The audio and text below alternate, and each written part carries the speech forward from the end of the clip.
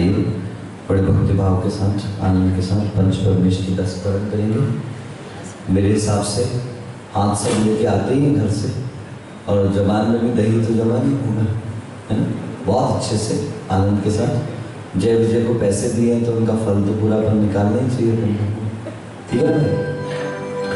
ओम को नमन, ओंकार को नमन, ओम को नमन, ओंकार को नमन, अरिहंतों को नमन, सिद्ध आचार्यों को नमन, उपाध्यायों को नमन, जिन धर्म को नमन। ओम मंगलम ओंकार मंगलम, अरिहंत मंगलम,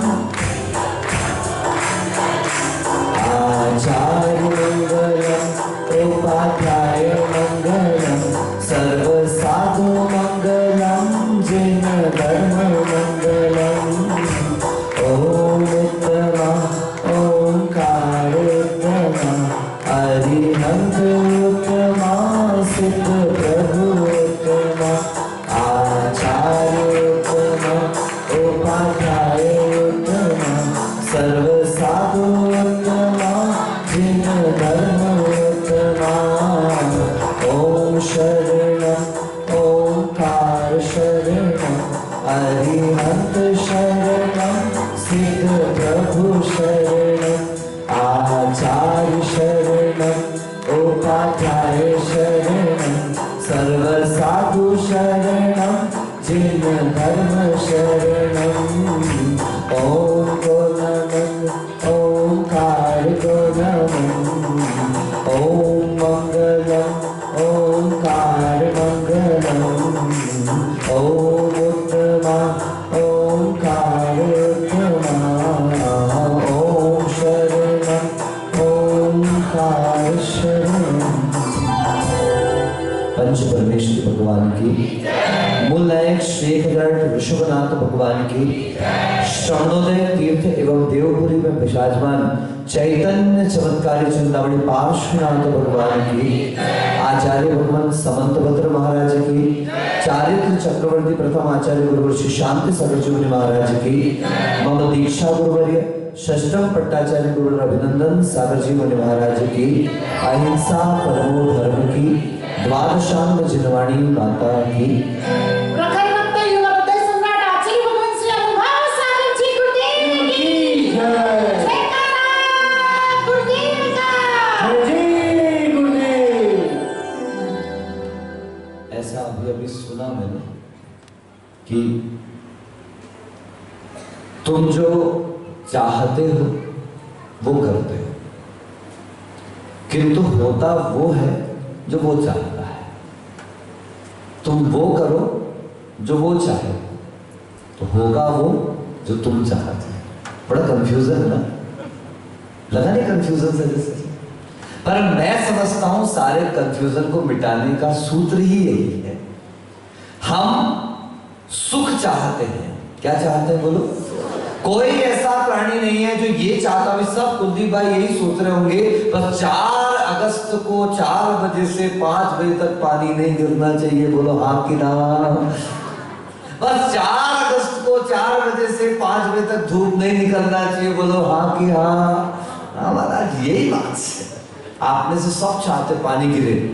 क्या चाहते? प्रेरणा बोलो, क्या चाहती हो? पानी गिरे ना। बस जिस दिन अंधेश्वर जाना महाराज जी उस दिन पानी। मतलब हम सब सुख तो चाहते हैं, दुख कोई नहीं चाहता। कोई प्राणी दुख नहीं चाहता। एक चींटी भी सामने आ रही है, अगर आपने उसके सम्मुख एक हाथ रख दिया है, वो चींटी जिसके पास सिर्फ 3 इंद्रिय है, स्पर्शन रसना और घ्राण, देखा नहीं उसने, सुना नहीं उसने, वह विचार नहीं कर सकती क्योंकि उसके पास मन नहीं, वह असंगी है। हिताहित विवेक विचार में वह समर्थ नहीं है। लेकिन उसके बावजूद भी उसे पता है ये जो हाथ आया सुनकर पहचान लिया, ये मुझे कष्ट देने वाला है, ये मुझे नुकसान देने वाला है, ये मुझे परेशान करने वाला है। चींटी रास्ता बदल देती है। चींटी पलट जाती है, मुड़ जाती है, कुछ रुक जाती है, वो चींटी भी जानती है ये मेरे दुख का कारण बन सकता है। सभी संसार के प्राणी सुख चाहते हैं, दुख कोई नहीं चाहता, लेकिन दुर्भाग्य है ना वो सुख को पहचानते हैं और ना वो दुख को पहचानते हैं। उनके लिए सुख का कारण क्या है और दुख का कारण क्या है, जब तक हम कारण तक नहीं पहुंचते। देखिए जैनाचार्यों ने क्या सुंदर क्रम रखा, आपको 4 दिन पहले कहा भी था। जैन शास्त्रों को 4 भागों में विभाजित किया। प्रथमानुयोग, करणानुयोग, चरणानुयोग और द्रव्यानुयोग। उन्होंने चरणानुयोग को सेकंड नंबर पे नहीं रखा। जब प्रथमानुयोग से श्रद्धा हो जाए ये मार्ग है, करणानुयोग से ये विश्वास हो जाए कि इन कारणों से दुख आया है, तब चरणानुयोग रखा। अब चलो, क्योंकि अब चलोगे विवेक पूर्वक चलोगे, अब चलोगे जानकर चलोगे, अब चलोगे समझकर। मैं आपसे पूछता हूं, मुनियों का हारदान क्यों करते हो? सोचा, विचार किया? नहीं किया, बस जैसा कहा वैसे चलेंगे। बस यार मम्मी देती थी तो हम दे रहे हैं, पापा देते थे तो हम जैन हैं, चौका लगा है, अगर नहीं देंगे तो कोई क्या कहेगा। अभी एक कक्षा हमारी ऐसी चल रही जिसमें तो धक्का मार के भेज दी जाती होंगी, ऐसा लगने लगा मुझे। क्या ऐसा लगता है कि घर में बैठेंगी वो तो कहेंगे लो उम्र हो गई और इसके बाद में भी क्लास जाने का नहीं पड़ रहा, कहीं ऐसे दबाव में कक्षा में आ रही है, ऐसा भी महसूस हो जाता है मुझे। प्रवचन में भी ऐसा लग रहा है, शायद ऐसा तो नहीं है आप लोगों का। नहीं, आपकी बात नहीं करो, मैं तो पूछता हूँ हर साल हर जगह पूछता हूँ कि अगर सिर्फ आप इसलिए आ रहे हो प्रवचन सुनने, अगर नहीं आएंगी तो 4 महिलाएं बाहर मिलेंगी, पूछेंगी आई तो नहीं, क्यों नहीं आते हो, क्या जवाब दूंगी, इसलिए मजबूरी में चले जाओ। याद रखना, आकरणतोपि महतोपि निरीक्षितोपि नूनम न चेतसि मया विधृतोस्मि भक्त्या जातोस्मि तेन जन बांधव दुख पात्रम यस्मात् क्रिया प्रतिफलन्ति न भाव शून्य। आचार्य कुमुद चंद्र महाराज, कौन से महाराज बोलो? कितनों ने नाम सुना था? हाथ उठाइए जरा, अभी नाम ही सुनने वाले कम है भैया। आचार्य कुमुद चंद्र कल्याण मंदिर स्तोत्र, कौन सा स्तोत्र वैभव? छोटा मोटा स्तोत्र नहीं, दुनिया में भटक रहे, सर पटक रहे, शनि ग्रह चला जाए, शनि ग्रह चला जाए, ये ग्रह चला जाए, वो ग्रह चला जाए, काल सर्प योग लग गया। कौन सा योग लग गया? इन पंडित वीरेश्वर हम जा रहे हैं, वहां जाकर के पूजा करा रहे हैं, उतरवा रहे हैं, कर रहे हैं। अरे सुनो, यदि वास्तविकता में काल सर्प लग भी गया है तो एक तीर्थंकर को याद करो, उनका नाम है पार्श्वनाथ भगवान। याद रखना, ज्योतिषाचार्य कहते हैं काल सर्प तो बहुतों की कुंडली में मिल जाएगा, उसके बावजूद भी वो जी रहा है। बस अंतर इतना है, एक गति होती है, हम 2 किलोमीटर चले जाते हैं मान लो 10 मिनट में, बस इतना है कि काल सर्प योग होने से वो गति 10 मिनट की जगह 20 मिनट हो जाएगी। इतना नुकसान और कोई नुकसान नहीं, मगर हवा खड़ा हो गया। क्या लग गया? काल सर्प। अगर फिर भी लग गया तो मैं आपको दवाई बता रहा हूं, कल्याण मंदिर विधान करो, पार्श्वनाथ भगवान की आराधना करो, पार्श्वनाथ भगवान की अर्चना करो। ये काल सर्प नहीं, अच्छे अच्छे सर्प उनके आने से गायब हो जाएंगे। आचार्य कुमुद चंद्र महाराज, बोलो कौन से आचार्य? हाँ, ऐसे अननोन नाम है, अनजाने नाम हो रहे हैं आपके लिए। आचार्य कुमुद चंद्र महाराज, चित्तौड़ के किले का नाम सुना होगा तुमने, वहां पर पार्श्वनाथ भगवान की प्रतिमा विराजमान है। वे कुमुद चंद्र महाराज एक तार्किक विद्वान हुआ करते थे, अन्य मत के। रोज रास्ते से निकलते थे, रोज रास्ते से निकलते थे। वहां से निकलने वाला एक जैन विद्वान था। जब भी वो उस कुमुद चंद्र को देखता था, पंडित को, तो पता नहीं उसको देखकर इनको अनुराग उत्पन्न होता था। एक दिन जाकर के उन्होंने अपने गुरु से पूछा कि भगवान, मुझे उस पंडित को देख के अनुराग क्यों उत्पन्न होता है, जबकि वो अन्य मतावलंबी है, मिथ्या दृष्टि है। तब महाराज ने कहा, संभवतः वह निकट भव्य जीव होगा, वह निकट में सम्यक को प्राप्त करने वाला जीव होगा। हो सकता है उसकी श्रद्धा उद्घाटित होने वाली, इसलिए तुमको उससे अनुराग होता है। जानबूझ करके ये जो जैन पंडित था, वो जब भी रास्ते से निकले तो उससे टकराए। टकराए कुमुद चंद्र, तो वो कुछ बात कहे, ये कुछ बात कहे।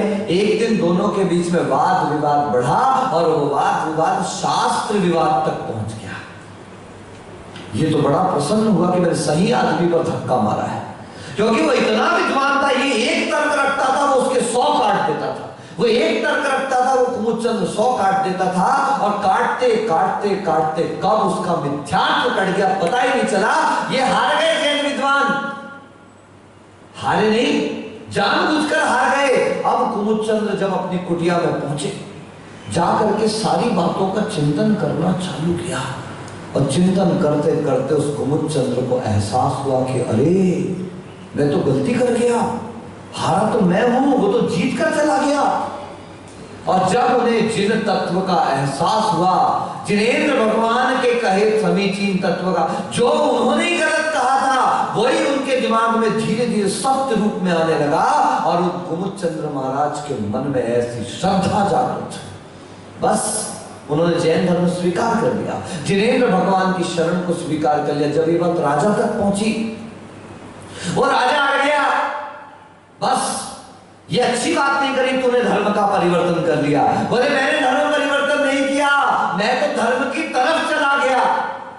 परिवर्तन तो उसको कहते हैं, बिस्किट का क्या बन गया था, करदन बन गया था, ये परिवर्तन है। करदन का नेकलेस बन गया था, ये परिवर्तन है। लेकिन महाराज मैं तो स्वभाव की तरफ गया, यानी अपने धर्म की तरफ गया। आपने कैसे कह दिया धर्म का परिवर्तन कर दिया?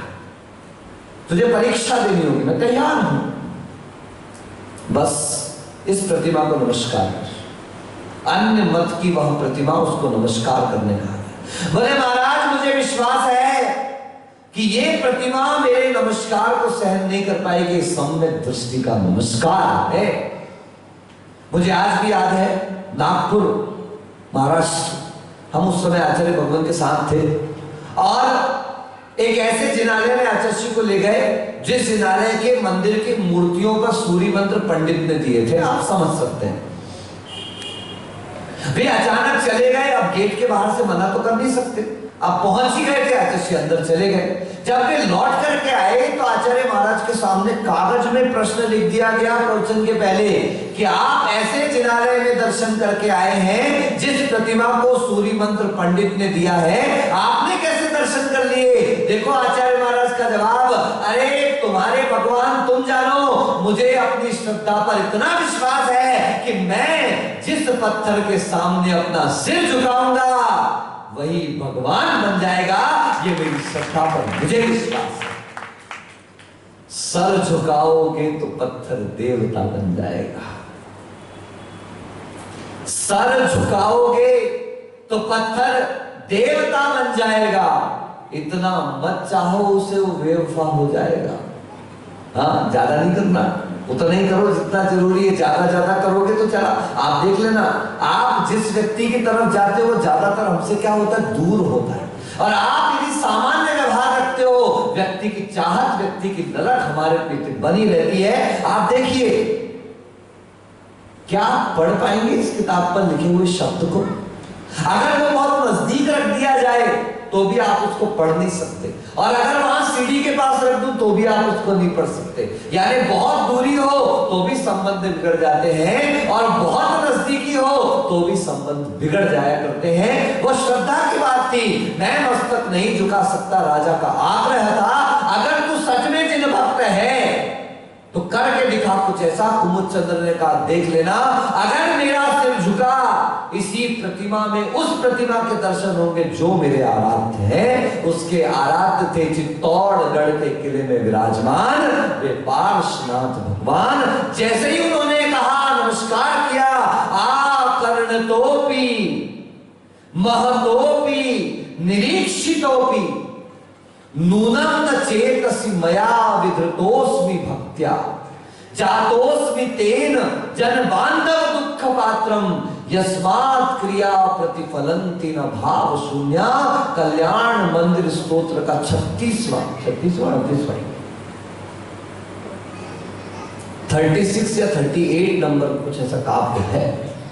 वो काव्य का पाठ जैसे ही भगवान ने कुमुद चंद्र ने किया, वो सामने जैसे ही मस्तक झुकाया और नजर उठाई, उस प्रतिमा की जगह ऐसा लगा जैसे चित्तौड़ के किले के पार्श्वनाथ भगवान आए, और ऐसा उन्होंने नहीं देखा, वहां पर सारी जनता ने वो दर्शन किया, चित्तौड़ के किले के पार्श्वनाथ भगवान के दर्शन। ये देखिए श्रद्धा का चमत्कार इसको कहा जाता है। आज हम सारे लोग चमत्कार को नमस्कार कर रहे हैं। थोड़ा सा पता चल जाए ये चमत्कार चमत्कार चमत्कार चमत्कार चमत्कार, अरे रुको, अपने नमस्कार में ताकत लेकर के आओ, चमत्कार तो अपने आप घटित हो जाएगी। उदयपुर में एक मंदिर है, खंडेलवाल दिगंबर जैन मंदिर, इस पंथ समाज का विशाल मंदिर है, प्राचीन मंदिर है। आचार्य विपुल सागर रवि सागर जी ने 8 चातुर्मास किए उस मंदिर में, लगातार अपने अंतिम समय तक। उस मंदिर में बाईं तरफ पीछे की तरफ एक पार्श्वनाथ भगवान की अति मनोज्ञ खड़गासन प्रतिमा, ये हालत थी उस प्रतिमा की। इधर मंदिर में दर्शन किए, अगर किसी ने सिर पटक लिया तो ठीक, नहीं तो चले। एक दिन अचानक वहां का पुजारी दौड़ते दौड़ते मेरे पास आया, मैं सेक्टर 4 में था, और वो भागा भागा वाहन से आया, मेरे पास पहुंचा, महाराज गजब हो गया गजब हो गया। मैंने कहा क्या हो गया? बोले भगवान के जो बगल में कांच है उसमें 2 नागों की आकृति बनी हुई है, और किसी भी रीजन से वो मिट नहीं रही, ना हमने आरती करी है ना हमने कुछ किया है, और वहां पर 2 नागों की आकृतियां वहां पर बनी हुई है महाराज, और वो बढ़ती चली जा रही है रात से अभी तक। मैंने सोचा कोई केमिकल रिएक्शन होगा, क्योंकि मैं थोड़ा ये चमत्कार वमत्कार कोई मुझे बताने भी आता, मुझे लगता है यार धर्म के सही स्वरूप को श्रद्धा करो, ये बाहरी चक्करों में ज्यादा मत पड़ो। कमेटी आई, महाराज चलिए ना पेपर देख लीजिए। ठीक है, मैंने कहा, उन्होंने कहा विधान रख लेते हैं, अगर अशुभ है अरिष्ट है कुछ है। मैं जाकर के वहां देखा तो ऐसा लग रहा था जैसे ये नाग जब नृत्य करते हैं दोनों, आपने भी कई वीडियोस वगैरह देखे होंगे, तो वो जिस तरीके से एक दूसरे में आपस में गुत्थियां लगा करके जिस तरीके से ऊंचाई ऊंचाई तक उठ के नृत्य करते हैं, आज भी वो चिन्ह वहां पे बना है। 4 साल 5 साल पुरानी बात है, मेरा 2016 का वर्षा योग वहां पर हुआ था। वास्तविकता में ऐसा दृश्य था। तब एक जानकार को मैंने बुलाया, तब उन्होंने मुझे जो जानकारी दी वो अद्भुत जानकारी थी। बोले महाराज ये किसी देवता का कर्म है, क्योंकि इन लोगों ने इन भगवान को बिल्कुल डाल दिया था। ये वो अतिशयकारी प्रतिमा है कि जब उदयपुर के राजा ये प्रतिमा कहीं से प्राप्त हुई थी तो इसको हाथी पे लेकर के इसकी यात्रा निकाली थी और पूरे नगर में घुमाया जा रहा था। तब उसी खंडेलवाल मंदिर के रोड पर आकर के जिस जगह आज वो प्रतिमा है वहीं पर वो हाथी खड़ा हो गया। हाथी उससे आगे बढ़ा ही नहीं, राजा को मजबूरी में वो सारा स्थान जैनों को देना पड़ा और उसी जगह पर आज तक वो प्रतिमा विराजमान है। लोग अपने इस वैभव को भूल गए, लोग अपनी संपत्ति को भूल गए। आज श्रद्धा की क्या हुई देखो, जिस दिन वो सांप बने आज तक वहां पर दिन में 400 से 500 लोग दर्शन करने के लिए, कोरोना की बात नहीं कर रहा, सामान्य से। मुझे आश्चर्य हुआ, जहां एक आदमी ढंग से पूछने नहीं जाता था, आज वहां दिन में 400-500 आदमी दर्शन करने जा रहे। क्यों? चमत्कार। आप अंधेश्वर जाते हो, आप अड़िंदा जाते हो, आप नागफड़ी जाते हो, आप देवपुरी जाते हो, आप चमलेश्वर जाते हो, आप गोमटेश्वर जाते हो, आप कमलेश शिखर जाते हो। अरे एक बार अपनी श्रद्धा की आंखें खोल कर देखो, आपके सागवाड़ा के हर किनारे में एक से एक अतिशयकारी भगवान विराजमान। कभी खड़े होना चूना मंदिर के आदिनाथ भगवान के सामने, कभी महसूस करना, लेकिन ये हमारे तो अंधेश्वर जाएंगे, हम तो अड़िंदा जाएंगे, हम तो नागफड़ी जाएंगे, हम तो फलाने जाएंगे, हम तो ठिकाना। अरे जाओ, वहां तो जाना है, लेकिन उस श्रद्धा को तोड़ मत देना कि मेरे घर के भगवान कमजोर हैं। पहले अपने घर पर विश्वास पक्का बनाओ, अपने मंदिर में पक्का विश्वास बनाओ। आचार्य गुरुदेव कहते थे, एक राई के दाने के बराबर प्रतिमा कितनी बड़ी सुनील भाई? चावल के दाने के बराबर मंदिर, इतना सा, हाँ इतना सा। उसमें भी वही तत्व विद्यमान है जो 58 फीट के किसमें बाहुबली भगवान में विराजमान है। नजर सब सारा दृष्टि का खेल है। अगर दृष्टि निर्मल है तो कहते हैं, अगर श्रद्धा में जान है तो पत्थर में भगवान है, और अगर श्रद्धा खराब है तो भगवान भी कैसे हैं? पत्थर के दिखाई देने लग जाते हैं। ये पत्थर में भी भगवान देखने का सामर्थ्य किसने दिया? श्रद्धा ने दिया। आचार्य समंत भद्रदेव श्रावकाचार्य की गाथा में कह रहे हैं, सदृष्टि ज्ञान वृत्तानि धर्मम धर्मेश्वरा विदुः यदीय पत्नीकानि भवन्ति भव पद्धति। सम्यक्त्व संसार की परंपरा का छेद करने वाला है और मिथ्यात्व संसार की परंपरा की वृद्धि करने वाला है। लेकिन हम देव को पहचाने तो देव है कौन? आइए आनंद के साथ हम चौथे नंबर की गाथा का स्मरण करें। श्रद्धानम बोलिए, परमार्थाना, श्रद्धानम परमार्थाना माप्तागम तपोभृताम त्रिमूढ़ा पोढ़ मष्टांगम सम्यक दर्शन वस्मयम। बहुत अच्छा। श्रद्धानम परमार्थाना माप्तागम तपोभृताम त्रिमूढ़ा पूर्णमष्टांगम सम्यक दर्शनमस्मयम्। बहुत सरल सा सूत्र है, एक क्षण में आपको श्रद्धानम, श्रद्धा का होना किसके ऊपर? परमार्थाना, परमार्थ पर श्रद्धा होना। परमार्थ का मतलब सच्चा, परमार्थ का मतलब क्या? सच्चा। आप्त आगम तपोभूताम, देव शास्त्र और गुरु। आप्त का मतलब क्या? देव। आगम का मतलब क्या? शास्त्र। और तपोव्रताम का मतलब गुरु। यानी आप्त के ऊपर श्रद्धा, आगम के ऊपर श्रद्धा और गुरुओं के ऊपर श्रद्धा। लेकिन कौन से आप्त? देव तो सबके यहाँ है, शास्त्र सबके यहाँ है, गुरु तो सबके यहाँ माने जा रहे हैं। तब पहला शब्द बहुत इंपॉर्टेंट, परमार्थानाम, सच्चे देव, सच्चे शास्त्र, सच्चे गुरु। तो दूसरे मत वाले आएंगे, वो भी कहेंगे हमारा तो वही सच्चा है ना, उनकी जानकारी में वही सच्चा है, उनकी श्रद्धा में वही सच्चा है। लेकिन वास्तविकता में सच्चा है क्या? तो कह रहे त्रिमूढ़ापोढ़, तीन प्रकार की मूर्ताओं से अपोढ़ यानी कि रहित, अष्टांगम, 8 अंग वाला, सम्यक दर्शनम अस्मयम, अस्मय का अर्थ होता है मद, यानी 8 प्रकार के मदों से रहित, 3 मूर्ताओं से रहित जो श्रद्धा भाव है वह सम्यक दर्शन हुआ। अभी मूर्ता क्या है, ये मत क्या है? बड़ा आसान, एक एक काव्य में एक चीज को स्पष्ट करेंगे। सर्वप्रथम तो सच्चे देव। वैभव, सुबह सुबह वरुण का फोन आता है, ध्यान से सुनना सर। वैभव मतलब वैभव नहीं, वैभव मतलब आप भी हैं, उदाहरण में ले रहा हूं क्योंकि उसके मित्र का मुझे नाम पता है। अरे यार दूसरे आदमी को याद करते हैं, आज तो अश्विन भाई को याद करते हैं। वैभव तो मेरे ही है।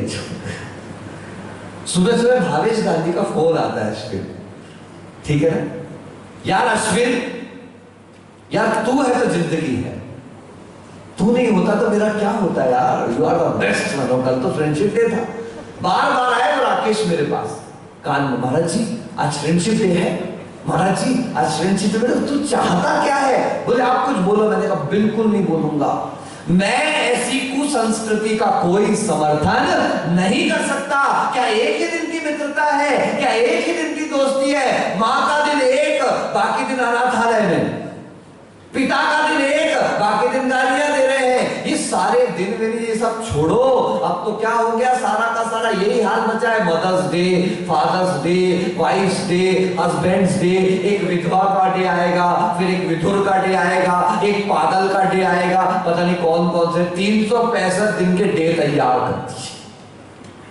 यही फ्रेंडशिप डे। अरे दोस्ती तो वो चीज होती है जहां, क्या कहा था आपसे, दो हो जाए अस्त जहां, वहां क्या बन गए? दोस्त बन गए। जहां एक दूसरे में इस प्रकार का समा जाना हो जाए। लेकिन हमें ये दोस्ती नहीं करनी है, हमें तो वो दोस्ती करनी है ये जो परंपरा से, अनादिकाल से दोस्ती हुई है। किसकी दोस्ती हुई है? देख लिया सबको, देखिए आप लोग, चौके वाले आ गए, गलालिया के चौके वाले हैं ना। और कुछ बताओ, कितनी चंचल दृष्टि है आप लोगों की भगवान, कितनी मेहनत करके फटे गले से भी आपके लिए लगा हूं, और आप वही देखोगे ना संसार है। ये दरवाजे सब बंद करवा दो।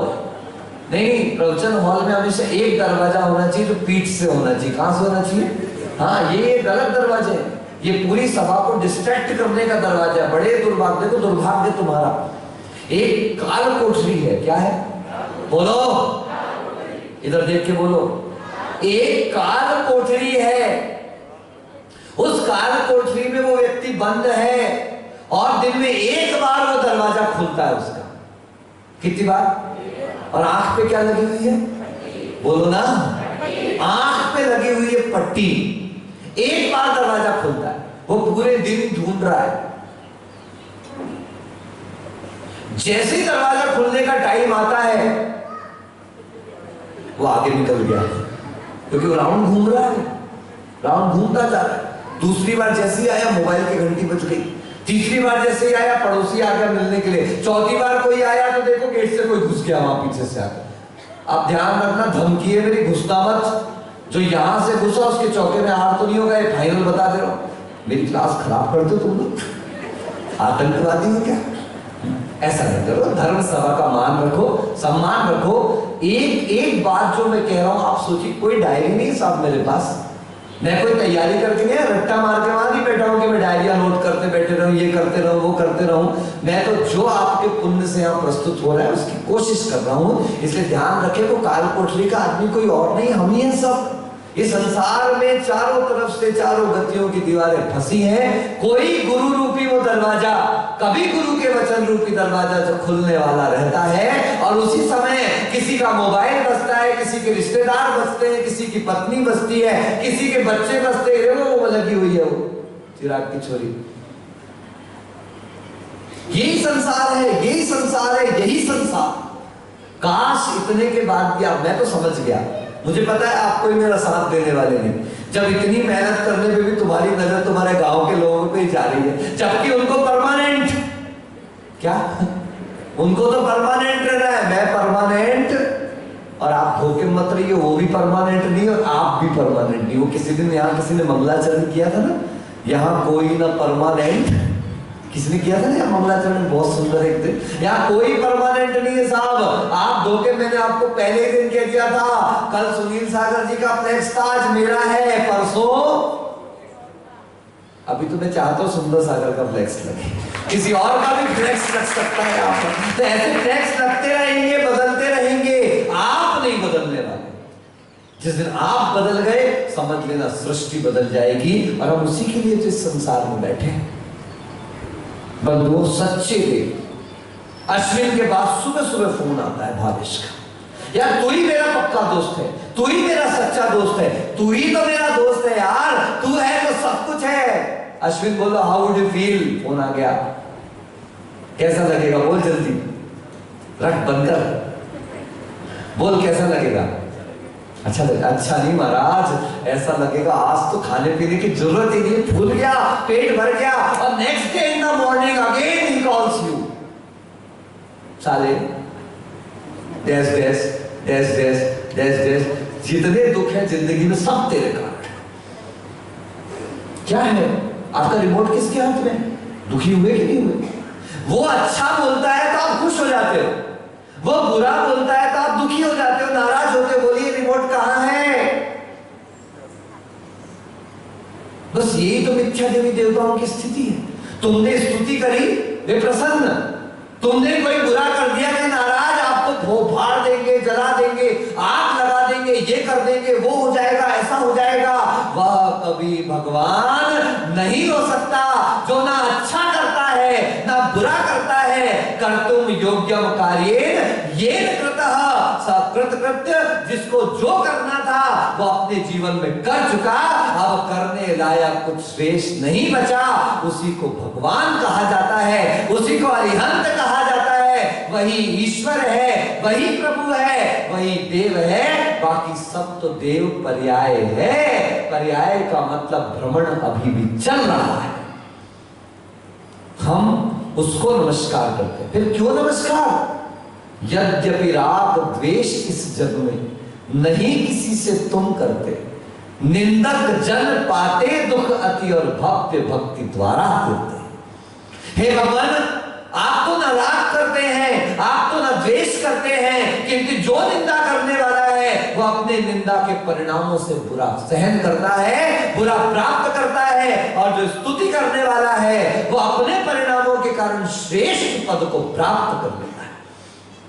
आप देख लेना है, कभी आईने के सामने खड़े होना बेटा एंड से आई लव यू, बार बार कह के देखना, तेरे चेहरे पर एक स्माइल होगी, तेरी आंखों में एक चमक होगी, तेरे चेहरे पर एक अलग प्रकार की रौनक होगी। और जरा किसी को कुत्ता कह के देखना और फोटो खिंचवाना कुत्ता कहते हुए अपनी, आपके चेहरे पर कुत्ते जैसा भाव आ जाएगा।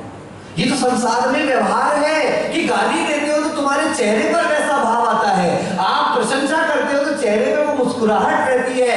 ये स्वाभाविक व्यवस्था है। तीर्थंकर भगवान, अरिहंत भगवान, सच्चे देव यानी सच्चे भगवान उसी दर्पण के समान हुआ करते हैं। He behaves like a mirror. दर्पण के सामने मुस्कुराओ, मुस्कुराता हुआ चेहरा दिखाई देगा। दर्पण के सामने रो लो, रोता हुआ चेहरा दिखाई देगा। दर्पण कुछ नहीं कर रहा, दर्पण का तो स्वभाव है प्रतिबिंब देने का। क्या देने का? रिएक्शन देने का नहीं, रिफ्लेक्शन देने का। क्या देने का बोलो? हम सारे लोग क्या हैं? रिएक्शन देने वाले हैं। और प्रभु को रिएक्शन देना बंद हो गया, इसलिए रिफ्लेक्शन का गुण प्रकट हो गया। अरे तुम क्या किसी को सजा दोगे? इस जन्म में ना सही, बोलो गाँव लेना वाली, इस जन्म में ना सही पर भव में अपने अपने कर्मों का फल। सब फेल हो जाएगा, कर्म कभी फेल होने वाले नहीं। याद रखना, भेड़ पालना है पाल लेना, बकरी पालना है पाल लेना, गाय पालना है पाल लेना, भैंस पालना है वो भी पाल लेना, तोता पालना है वो भी पाल लेना, कुत्ता पालना है मत पालना। शास्त्र में मना किया, ठीक है? ऐसा लिखा जो कुत्ता रखते हैं अपने घर में, उनके घर में मुनिराज के आहार नहीं होना चाहिए, निषेध किया गया है। तो फिर भी मैं आपसे कह रहा हूं कुत्ता पालना है पाल लेना। अरे तुम तो शेर चाहो तो शेर भी पाल लेना, लेकिन कभी किसी से वैर मत पालना। याद रखना, कुत्ता धोखा दे जाए, शेर धोखा दे जाए, गाय भी कभी सींग मार जाए, वो भेड़ बकरी भी कभी धोखा दे जाए, लेकिन वैर से वफादार संसार में कोई दूसरा नहीं है। अगर विश्वास ना हो तो पार्श्वनाथ का जीवन उठा करके देख लेना। 1 नहीं, 2 नहीं, 3 नहीं, 4 नहीं, 5 नहीं, 6 नहीं, 7 नहीं, 8 नहीं, 9 नहीं, बस 10:10 कितने हो गए? 10:10 से भव तक वैर निकाला, वो भी तब कब कैलाश जी? जब, बोलो कब? जब पार्श्वनाथ के जीव ने कोई प्रतिक्रिया नहीं दी। अगर पार्श्वनाथ के जीव ने प्रतिक्रिया दी होती तो 10 नहीं और 100 बढ़ जाते तो कोई बड़ी बात नहीं थी। वह भगवान है जो प्रतिक्रिया नहीं देता, वो भगवान है जो रिएक्शन नहीं देता, इसीलिए उनके अंदर रिफ्लेक्शन का गुण प्रकट होता है। हम इसलिए स्तुति उनकी कर रहे हैं क्योंकि इनकी स्तुति करेंगे वो फल नहीं देंगे, मेरे परिणाम मुझे अच्छा और बुरा देने वाले हैं। ऐसे सच्चे देव का स्वरूप हमें जानना है, समझना है। हम आगे आगे जानते समझते रहेंगे। जाने इन भावनाओं के साथ गुरुवराचार्य अभिनंदन सार्वजनिक महाराज की जय, संग की जय। चलिए जिन्होंने करेंगे सभी।